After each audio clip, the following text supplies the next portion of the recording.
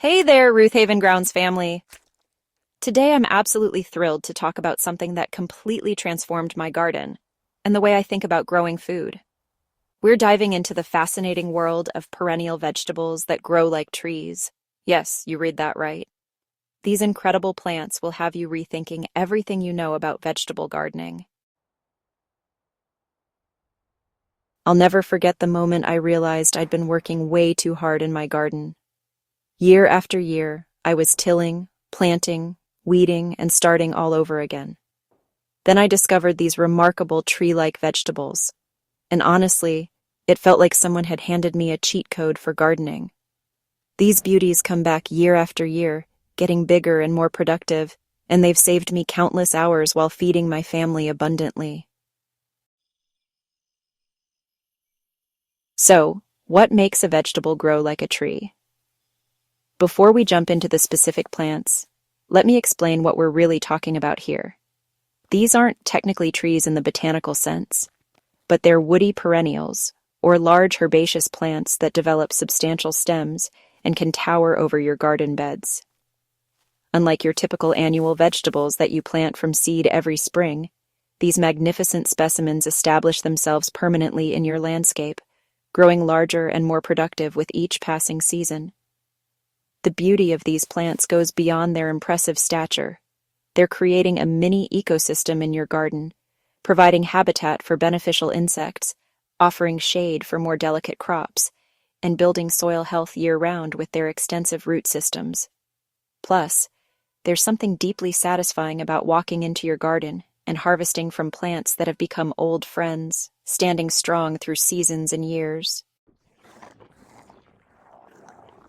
Tree collards, the garden giant you didn't know you needed.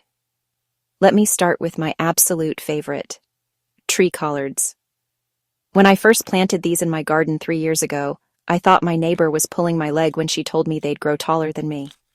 But here we are, and I've got specimens reaching 8 feet tall with trunks as thick as my wrist. Tree collards are exactly what they sound like.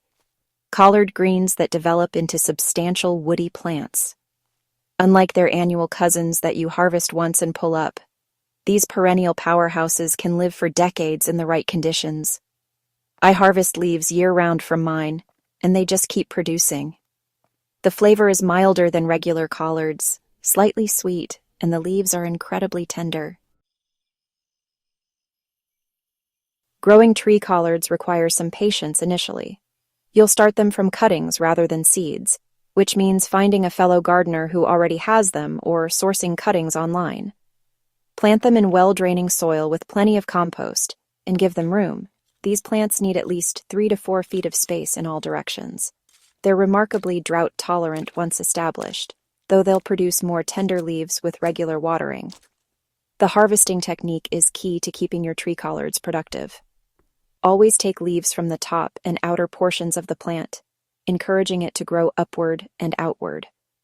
I make it a habit to harvest regularly, which stimulates new growth and keeps the plant bushy rather than leggy. In colder climates, they may die back in winter, but in zones 8 and above, they'll provide fresh greens even during the darkest months.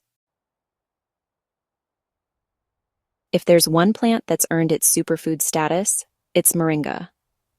This fast-growing tree can reach 15 feet in a single growing season, and nearly every part of it is edible and nutritious. I started growing Moringa 2 years ago, and my family has fallen in love with adding the leaves to smoothies, soups, and stir-fries. Moringa thrives in warm climates and needs full sun to really excel. In zones 9 through 11, it'll grow as a true perennial, but even in cooler areas like zone 7 or 8, you can grow it as an annual or bring it indoors during winter. The key is giving it well-draining soil. Moringa absolutely hates wet feet and will quickly develop root rot if planted in heavy clay. What makes Moringa special beyond its impressive growth rate is its incredible nutritional density. The leaves contain more vitamin C than oranges, more calcium than milk, and significant amounts of protein. The young seed pods, often called drumsticks, are delicious steamed or added to curries. I've even started harvesting the flowers, which have a delicate, slightly sweet flavor perfect for salads. One tip I learned the hard way. Prune your moringa regularly to keep it manageable and encourage bushier growth. If left unpruned, it'll shoot straight up like a rocket, making harvest difficult.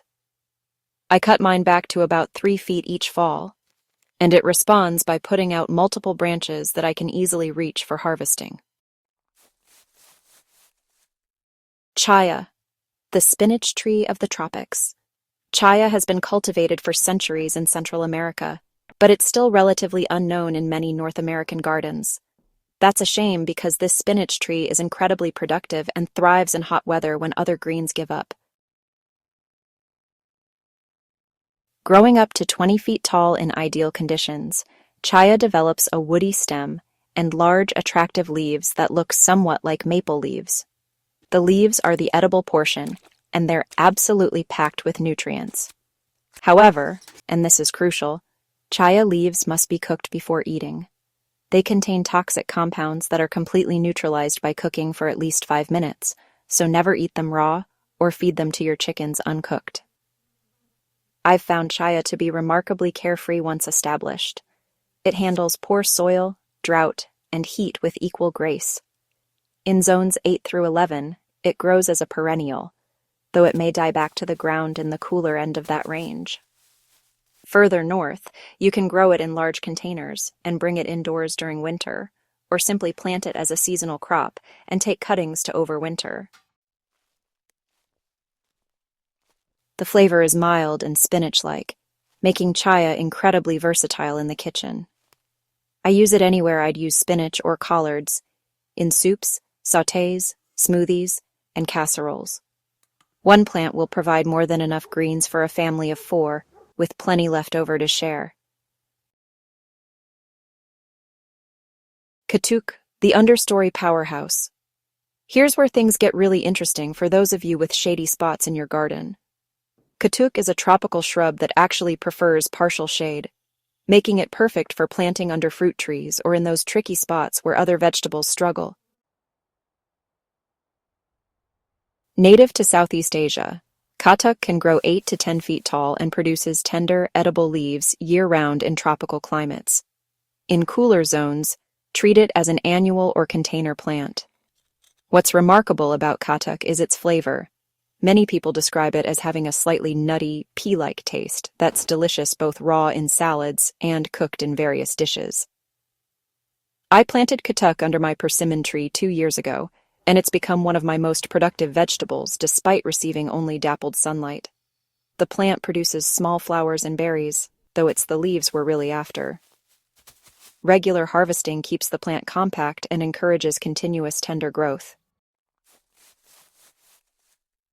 One challenge with Katuk is that it can be particular about temperature. It really dislikes temperatures below 50 degrees Fahrenheit, so northern gardeners will need to plan accordingly. I've had success overwintering small plants indoors on a sunny windowsill, cutting them back hard and allowing them to regrow in spring. Incorporating these tree-like vegetables into your garden requires thinking a bit differently than traditional vegetable gardening. These are long-term investments in your garden's productivity, so site selection matters tremendously. Consider mature size, sun requirements, and how they'll interact with other plants around them. I found the best approach is treating them like fruit trees in your planning. Give them permanent spots where they won't be disturbed by annual tilling or planting. Consider using them as hedges, specimen plants, or anchors for perennial food forest guilds. They pair beautifully with other perennial vegetables, herbs, and flowering plants that support pollinators. Don't let zone restrictions discourage you completely. Even if you can't grow these as true perennials, many can be grown successfully as annuals or in large containers that you move indoors during winter. The key is choosing the right plants for your situation and being willing to experiment a little. There you have it, friends. Vegetables that truly grow like trees and will revolutionize how you think about growing food. These incredible plants have brought so much abundance to my garden with far less work than traditional vegetable gardening requires. If you found this helpful, do me a favor and hit that subscribe button on Roothaven Grounds. Share this article with your gardening friends who need to know about these amazing plants. Let's grow together and create gardens that feed us abundantly for years to come. Happy growing!